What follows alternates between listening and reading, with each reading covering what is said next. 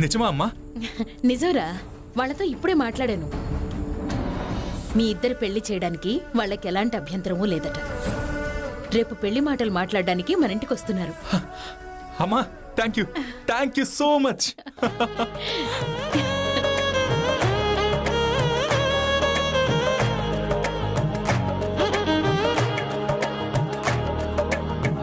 అమ్మా, చాలా మంచి న్యూస్ చెప్పావు. చెప్పు, నీకేం కావాలో చెప్పు. నేనెప్పుడు కోరుకునేది, నిన్నడిగేది ఒక్కటే.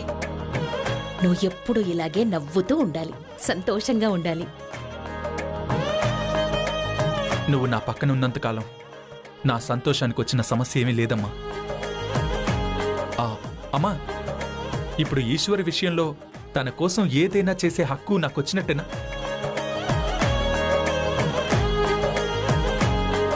ఇప్పుడు ఈశ్వరి నిన్ను ఇష్టపడుతోంది. నిన్ను పెళ్లి చేసుకోవడానికి కూడా సిద్ధపడింది. అంటే ఇప్పుడు ఒకరి మీద ఒకరికి ఆ హక్కు వచ్చినట్లేనన్నా.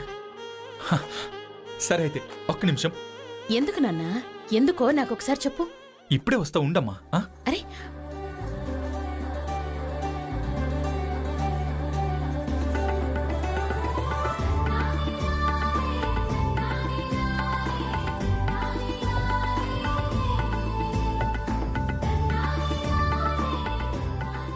ఏంటా బ్రీఫ్ కేస్? ఈశ్వరి కేడి దగ్గర తీసుకున్న అప్పు తీర్చడానికి వెళ్తున్నానమ్మా. ఇప్పుడంత కంగారుగా ఎందుకు? కంగారు పడాలమ్మా. ఈ విషయంలో కేడి నా వైపు చూసిన చూపు నాకింకా గుర్తుంది. నన్ను వెక్కిరిస్తూ మాట్లాడిన మాటలు ఇంకా గుర్తున్నాయి.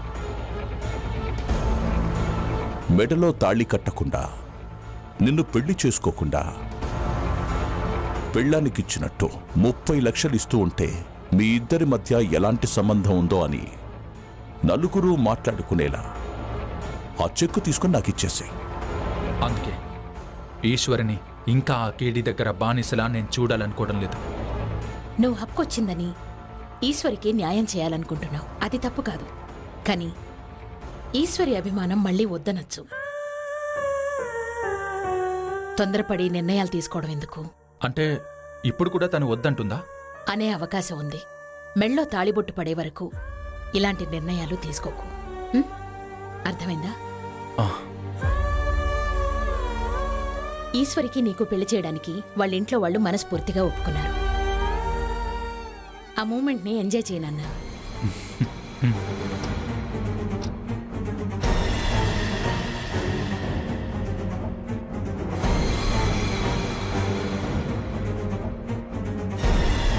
పెళ్లి వాళ్ళు ఒప్పుకున్నారన్నమాట వాడికి చెబుతున్నావు, కానీ అసలు వాళ్ళెవరో నువ్వు నాకు చెప్పడం లేదేంటి?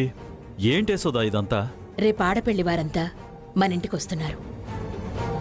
అప్పుడు స్వయంగా మీ కళ్ళతో మీరే చూడొచ్చు. మీకు కావలసినంతసేపు కూర్చొని ముచ్చట్లు కూడా పెట్టొచ్చు. ఇంకా నయం, పెళ్లిపేట్ల మీద రుద్ర ఆ అమ్మాయి మెళ్ళలో తాళి కట్టేటప్పుడు పరిచయం చేస్తానలేదు. యశోదా, నువ్వు కూడా రుద్రలాగే నన్ను ట్రీట్ చేస్తున్నావా? అదేం లేదండి. అలా ఎందుకనుకుంటున్నారు? మరి లేకపోతే ఏంటి యశోదా? నా కొడుకు కాబోయే భార్య గురించి, ఈ ఇంటికి కాబోయే కోడల గురించి నేను తెలుసుకోకూడదా? ఎందుకు తెలుసుకోకూడదు? రేపు వాళ్ళొస్తున్నారు. అంతవరకు ఓపిక పట్టండి.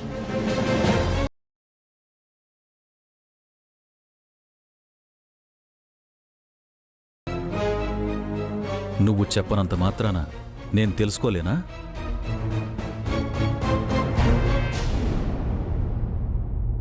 ఒక్క మాట కూడా నాతో చెప్పకుండా యశోదాదేవి గారితో వచ్చేస్తాము, అలాగే వచ్చి కలిపేసుకుంటామని ఎందుకు మాట ఇచ్చారు?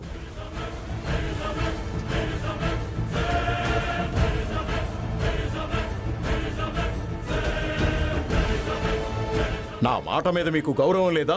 లేకపోతే నా నిర్ణయం మీద మీకు నమ్మకం లేదా? అయ్యో, అది కాదండి. మా అందరితో పాటు మీకు కూడా ఈ సంబంధం సమ్మతమే అనుకున్నాం. సమ్మతమే అని సమ్మెటతో గుద్ది మరీ చెప్పానా? అది కాదు నాన్న, మీరు బయటికెళ్లే ముందు మా అందరి అభిప్రాయాన్ని మీరు కూడా గౌరవిస్తున్నట్టు మాట్లాడారు కదా. మాట్లాడడం వేరు, నా నిర్ణయం ఇది అని చెప్పడం వేరు. అయినా ఇప్పుడు ఏమైంది నాన్న? ఇప్పటికైనా మీ అభిప్రాయం చెప్పండి. మేమందరం వాళ్ళది చాలా మంచి సంబంధం అనుకుంటున్నాం. అది కాదురా, ఆ రుద్ర నిజంగానే ఈశ్వరి మీద అభిమానంతోనూ ప్రేమతోనూ పెళ్లి చేసుకుంటున్నాడా, లేక ఆ వంకతో తన వ్యాపారానికి పనికొస్తుందని చేసుకుంటున్నాడా?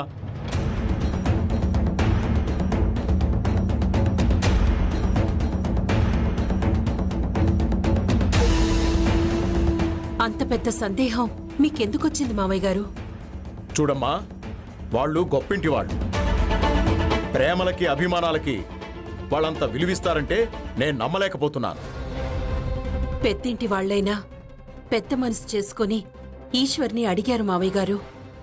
వాళ్ళు బంగ్లాల్లో ఉంటున్నా మన గల్లీ ఇంటికి రావటానికి వాళ్ళు ఇబ్బంది పడలేదు. గొప్పవాళ్లే అయినా ఏ రోజు మనల్ని తక్కువ చేసి చూడలేదు. అలాంటి వాళ్ళు బయటకొక మాట, మనసులో ఒక ముసుగు పెట్టుకొని మాట్లాడుతున్నారని నేను అనుకోవడం లేదు. పచ్చగా ఉన్నంత మాత్రాన ప్రతిదీ పండిపోయినట్టు కాదు అన్నట్టు తేనె లాంటి మాటలు చెప్పి పువ్వు లాంటి చూపులు చూస్తే గొప్పవాళ్ళు మంచివాళ్ళు అయిపోరక్క.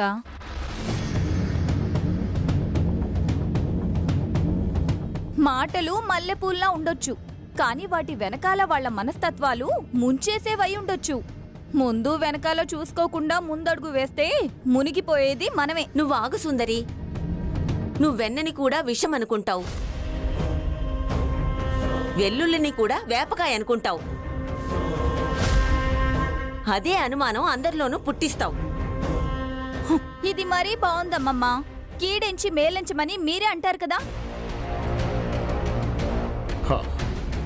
నాది కూడా అదే ఆలోచన. ఈశ్వరి వంటల్లో పేరు సంపాదించింది. తను షెఫ్గా వస్తాను అంటే కళ్ళకద్ది తీసుకోవడానికి చాలా హోటల్స్ వాళ్ళు ఎదురు చూస్తున్నారు. అందుకే ఈశ్వరిని తన వ్యాపారానికి పనికొస్తుందేమోనని రుద్ర చూస్తున్నాడేమో అని నా అనుమానం. లేదు నాన్న, మీరు మరీ దూరంగా ఆలోచిస్తున్నారు. రుద్ర తన వ్యాపారం కోసం ఇంత పెద్ద అబద్ధం చెప్తాడని మేమెవరూ అనుకోవట్లేదు. అవునానా, మీరు ఇసుక రేణువంత దానికి విమానం అంత ఆలోచిస్తున్నారేమో అనిపిస్తుంది. మీరు కూడా ఇంకేమీ ఆలోచించకండి.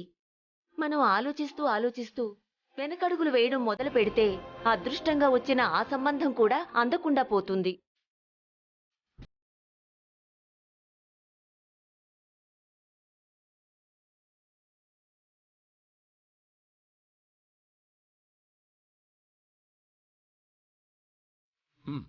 సరే, మీరిచ్చిన మాట ప్రకారమే రేపు వెళ్దాం.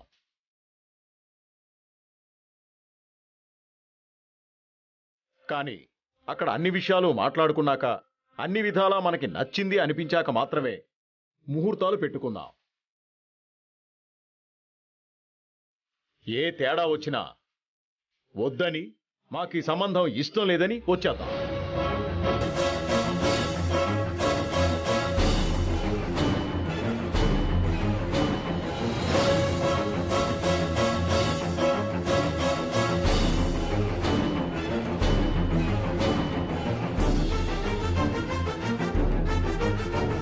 మళ్ళీ ఇదేంటత్తయ్య గారు? నువ్వేం కంగారు పడకు కామాక్షి, అంతా మనం అనుకున్నట్టే జరుగుతుందిలే.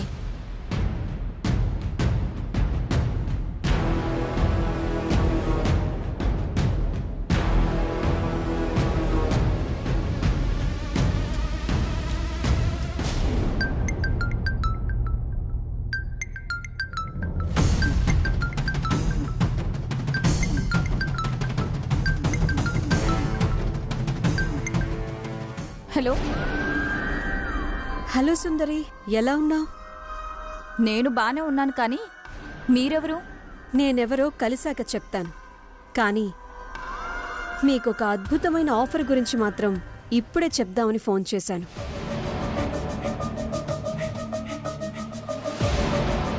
ఏంటో ఆఫర్?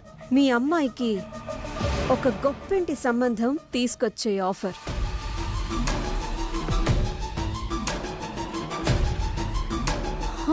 ఏంటి, గొప్పింటి సంబంధమా? అవును సుందరి, నేను చెప్పిన చోటుకొస్తే ఆ విషయాలు మాట్లాడుకుందాం. అసలు మీరెందుకు నాకింత సహాయం చేస్తున్నారు? నేను నీకు బాగా కావలసిన దానివి, నువ్వు కూడా నాకు బాగా కావలసిన దానివి. అందుకే నీకీ సహాయం చేద్దామనుకుంటున్నాను. మీరెవరో చెప్పకుండా కావాల్సిన వారంటే ఏంటి? నీకొక మంచి సర్ప్రైజ్ ఇస్తాను సుందరి. అయినా నీ కూతురికి గొప్ప సంబంధం తీసుకొచ్చే ఆఫర్ ఉంది అనంటే నువ్వేంటి ఇన్ని రకాలుగా సాగదీస్తున్నా? మీ అమ్మాయిని డబ్బున్న ఇంటి కోడలిగా పంపించాలని నీకుందా లేదా? ఎందుకు లేదు? ఎప్పటినుంచో ఉన్న కోరికది. సరే, నీ ఫోన్కి అడ్రస్ పంపిస్తాను, అక్కడికొచ్చేసి. సరే సరే.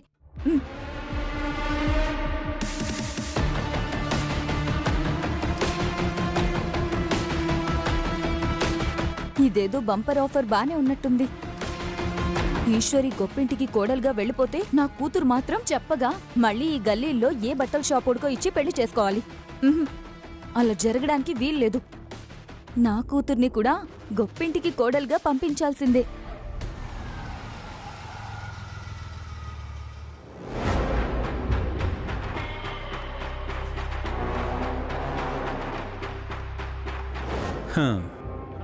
రుద్ర పెళ్లి చేసుకునే అమ్మాయి అంటే ఏ రాణివాసంలో ఉంటుందో అనుకున్నాను.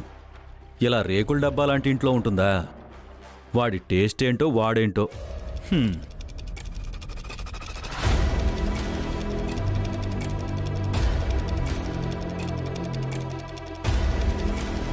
Excuse me.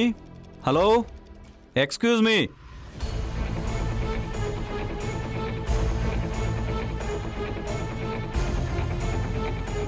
ఎవరు కావాలండి? నా పేరు వాసుదేవ్. నేను రుద్ర నీలకంఠ వాళ్ళ ఫాదర్నండి. మీరా? నమస్కారం అండి. నమస్తే. కూర్చోండి.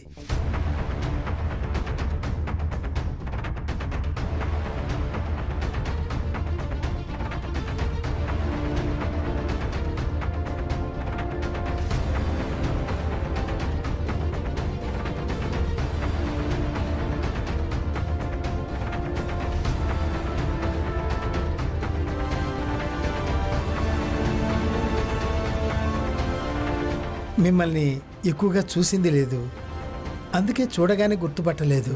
పర్లేదులేండి, చేసుకోబోయే అల్లుడు అందరికీ తెలుసు కదా. ఇక అల్లుడు తల్లిదండ్రులు ఉన్నారా, ఊడారా, బతికారా, చచ్చారా, ఇవన్నీ తెలుసుకోకపోయినా పర్లేదులేండి.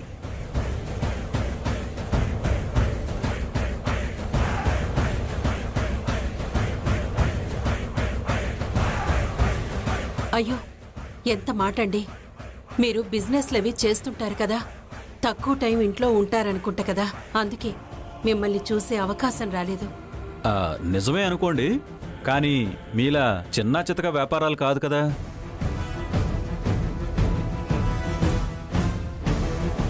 ఇలా మేమెప్పుడు ఖాళీగా కనిపించం. ఎవరైనా కలవాలన్నా, మాట్లాడాలన్నా అపాయింట్మెంట్లు తీసుకుని మరీ రావాలి.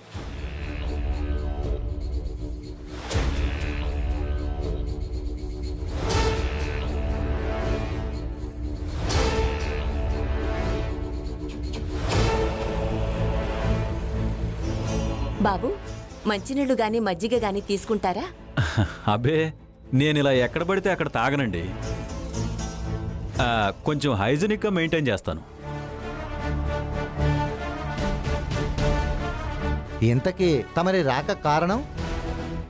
ఏం లేదు, నాకు కాబోయే కోడల్ని ఒకసారి చూసిపోదామని వచ్చాను. మా వాడి టేస్ట్ ఎలా ఉందో తెలుసుకోవాలి కదా.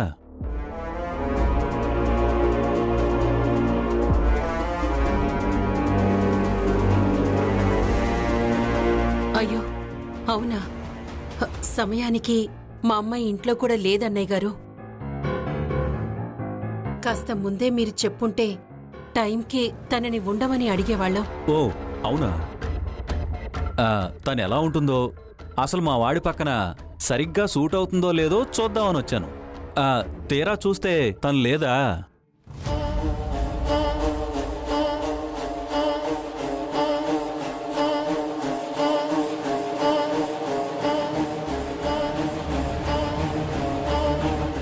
అలాంటి సందేహాలు అవసరం లేదండి. మా అమ్మాయి రుద్ర పక్కన చూడ చక్కగా ఉంటుంది. మీరు చూస్తానంటే అందాక ఫోటో చూపిస్తాం. వంశీ, అక్క ఫోటో చూపించు. అలాగే అమ్మా.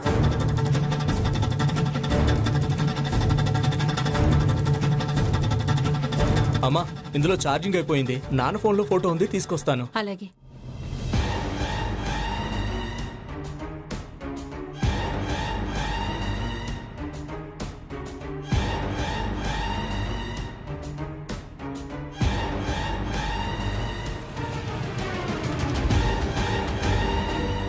మా రుద్రకి గొప్ప గొప్ప సంబంధాలేవో తేవాలనుకున్నాను.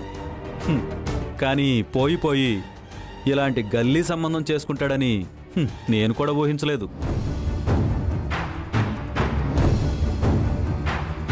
మిమ్మల్ని చూస్తుంటే రుద్ర మీద ప్రేమ, బాధ్యత ఉన్న తండ్రిలా కనిపిస్తున్నారు.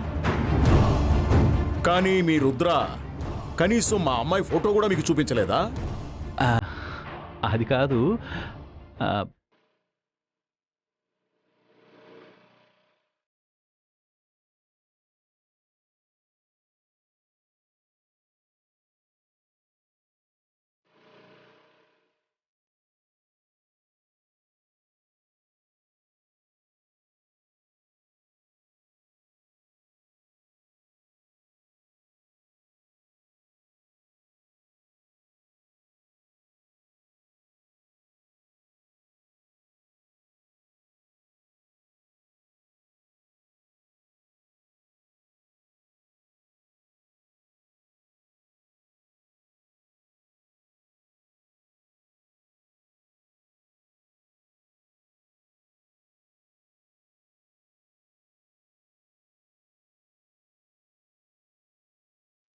మీ అబ్బాయి మా అమ్మాయి ఫోటో కూడా మీకు చూపించకపోవడం చాలా ఆశ్చర్యంగా ఉంది.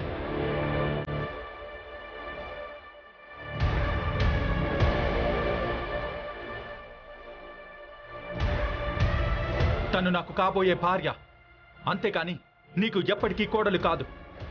నువ్వు నా విషయంలో కానీ నా పెళ్లి విషయంలో కానీ జోక్యం చేసుకోవడానికి వీల్లేదు.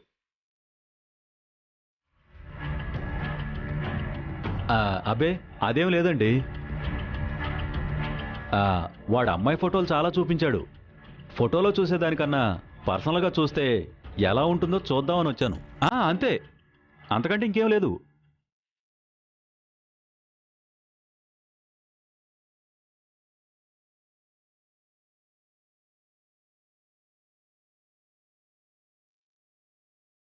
కాఫీ ఏమైనా తీసుకుంటారా?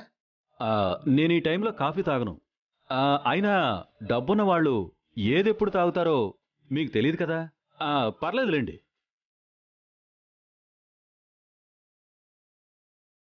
మీ అమ్మాయిని కాస్త త్వరగా రమ్మని చెప్తారా? అవతల ఫ్రెండ్స్ గ్యాంగ్తో పార్టీ ఉంది. తప్పకుండా అండి.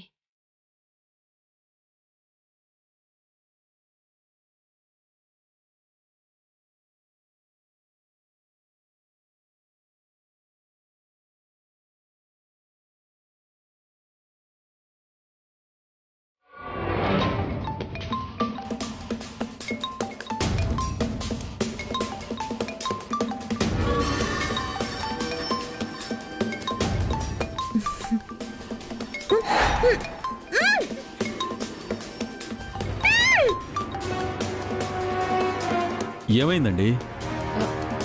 మా అమ్మాయి బిజీగా ఉన్నట్టుందండి. కాల్ లిఫ్ట్ చేయడం లేదు. ఓ అవునా? ఇప్పుడు ఎలా? మీరు వెళ్ళండి.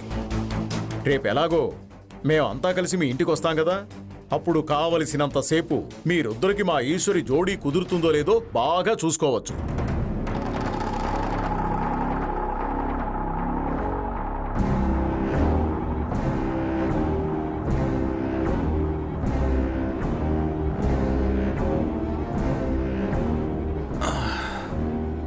సరేనండి, అయితే నేను వెళ్ళొస్తాను. మంచిది.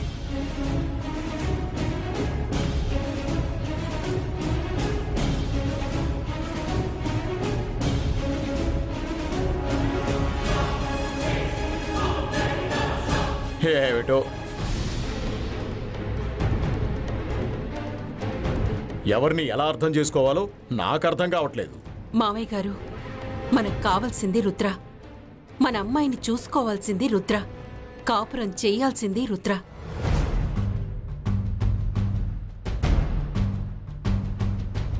అతని తల్లి యశోద కూడా ఎంతో వినయం విధేయత తెలిసిన మనిషి. ఇక ఈయన మాటల గురించి మనం పెద్దగా పట్టించుకోకపోతే మంచిదని నా అభిప్రాయం. చూడండి నాన్న, ఒకే చేతికున్న 5 వేళ్ళు ఒకేలా ఉండనట్టు ఒకే కుటుంబంలో ఉన్న వ్యక్తులు ఒకేలా ఉండటం కూడా సాధ్యం కాదు కదా.